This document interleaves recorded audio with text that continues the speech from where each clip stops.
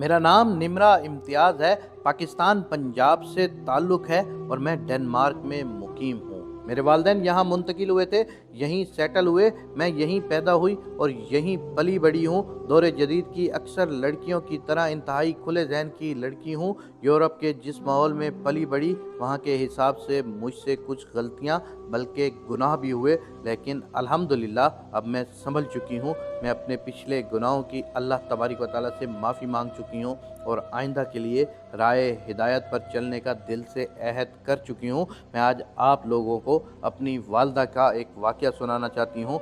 मेरा ये वाक़या सुनाने का मकसद किसी को तकलीफ़ देना नहीं और ना ही किसी की मजहबी या मसल की जज्बात को मजरूह करना है। ये वाक़या एक अल्लाह ताला के वली से मुतल्लिक़ है, वो कि मैं ख़ुद भी पीरों फ़कीरों पर यकीन नहीं रखती, लेकिन मेरी वालदा बहुत ज़्यादा यकीन रखती हैं और ये उन्हीं का वाक़या है।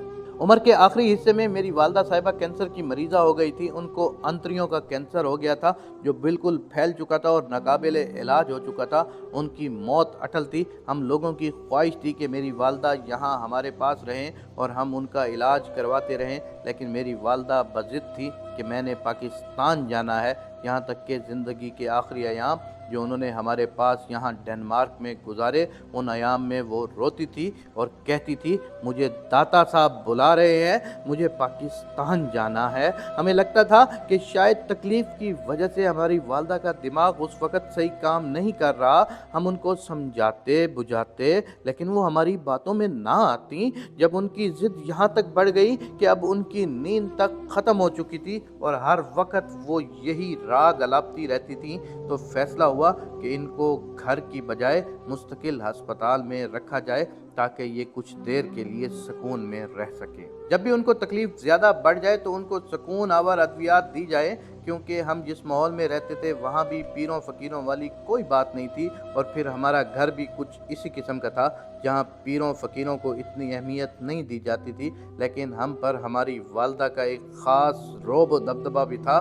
जब मेरी वालदा ने गुस्से से आखिरी बार हमसे पूछा कि आप लोग मुझे दाता साहब के पास लेकर पाकिस्तान जा रहे हैं या नहीं, तो मेरे भाइयों में जुर्रत ही ना हुई कि उनको इनकार कर सकें। मेरे वालिद साहब फैसले से ला ताल्लुक़ हो गए और मेरे भाइयों और मुझ पर सारा मामला छोड़ दिया। तो मेरे भाइयों ने हामी भर ली। मेरी वालदा की हालत इतनी ख़राब थी कि वो सफ़र के बिल्कुल भी काबिल नहीं थी। हमने आखिरी बार वालदा को समझाने की कोशिश की कि माँ जी, हम लोग सिर्फ टिकट पर पैसे ज़ाया करेंगे, इस हालत में आपको सफ़र की इजाज़त नहीं मिलेगी। तो मेरी माँ ने कहा कि आप लोग टिकट का बंदोबस्त करो, सफ़र की इजाज़त मिल चुकी है।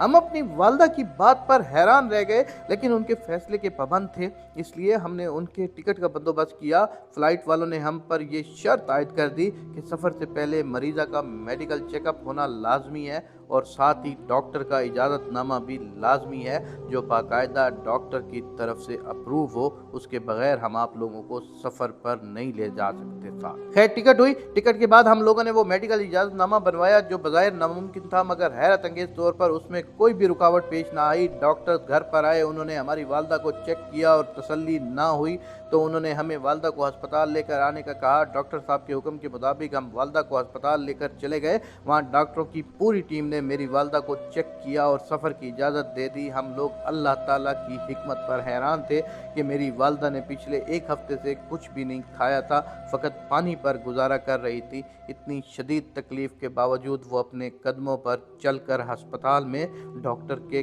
कमरे में गई। सेहतमंद लोगों की तरह डॉक्टर के सवालों के जवाब दिए और इजाज़त लेकर बाहर आ गई थी। मेरे वालिद साहब समेत घर के तमाम अफराद के दिल में ये खदशा था कि ये सफ़र हमारी वालदा का आखिरी सफ़र है, लेकिन जिस दिन का टिकट हुआ था उस दिन मेरी वालदा की सेहत बहुत बेहतर हो चुकी थी। हैरत अंगेज़ तौर पर वो थोड़ा बहुत चल भी रही थी, कुछ ना कुछ खा भी रही थी और कई बार मजाक में हमें ये भी कह रही थी कि अगर मैं मर भी जाऊं तो क़यामत वाले दिन मैं आप लोगों को ना भी पहचान सकूं तो मुझे बताना कि आप मेरे बच्चे हो, फिर मैं आपके हक़ में गवाही दूंगी कि आप मुझे दाता साहब से मिलवाने के लिए ले आए थे, तो अल्लाह तबारक व तआला आपको बख्श देंगे। हम लोग माँ की इस बात को मजाक में टाल देते थे। खैर, सफ़र का वक्त आया और मेरी वालदा अपने कदमों से चलकर व्हील चेयर का सहारा लिए बगैर एयरपोर्ट से अंदर दाखिल हुई और फिर फ्लाइट तक पहुंची। और फ्लाइट ने मुख्तलिफ जगह पर स्टे के बाद लाहौर शहर के लिए उड़ान भर ली। जब हम लाहौर पहुंचे तो हमें लाहौर का रनवे मसरूफ़ मिला। निचली सतह की परवाज़ रखते हुए पायलट को कहा गया कि लाहौर के ऊपर एक चक्कर लगा ले, तब तक रनवे फ्री हो जाएगा। जब पायलट लाहौर का फ़ज़ाई चक्कर लगा रहा था तो इसी दौरान परवाज़ घूमती हुई दाता साहब के दरबार के करीब से गुजरी और मेरी वालदा, जो पता नहीं कितने सालों बाद पाकिस्तान आई थीं, उन्होंने दाता साहब के दरबार को पहचान लिया और मुझे मुखातिब करते हुए कहा कि बेटी वो देखो, दाता साहब मुझे लेने आए हैं। मैं बाहर शीशे की तरफ, जिस तरफ मेरी माँ देख रही थी, मैं उस तरफ हैरत ज़दा होकर देख रही थी और माँ को समझा रही थी कि यहाँ वो दफन है, उनका मज़ार है, और दिल ही दिल में शर्मिंदा भी हो रही थी कि हमारे साथ बैठे हुए लोग मेरी वालदा के मुतालिक पता नहीं क्या क्या सोच रहे होंगे। इस दौरान अचानक मेरी माँ की गर्दन एक तरफ को लटक गई।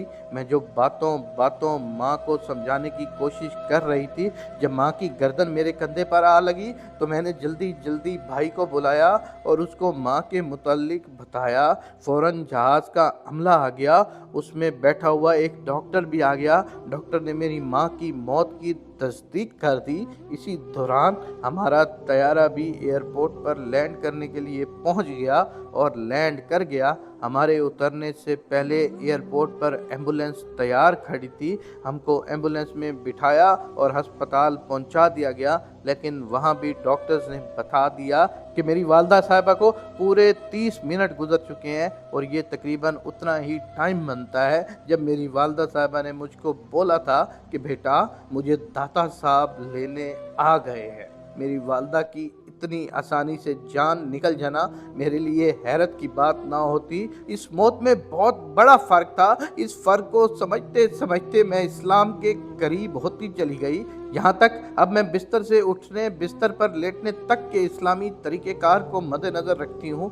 मैं आज भी पीरों फ़कीरों को नहीं मानती, ना ही ज़िंदगी में कभी दरबार पर गई हूँ, लेकिन अपनी माँ की मौत से मैंने ये सीखा कि अल्लाह के नेक बंदे भले ही वो कब्रों में पड़े हों, मगर उनकी तकलीद करने वाले और उनके करीब रहने वाले और उनके कुर्ब में रहने वाले लोग किसी न किसी वसीले से अल्लाह ताला की रज़ा को पा ही लेते हैं। उनका आखिरी वक्त ही उनकी आखिरत की ज़िंदगी के बारे में बता देता है।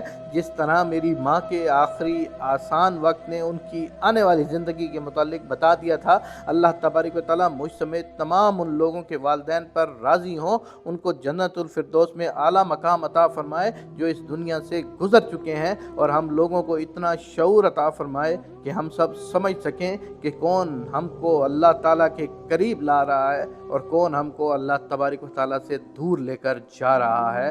आमीन या रब्बुल आलमीन।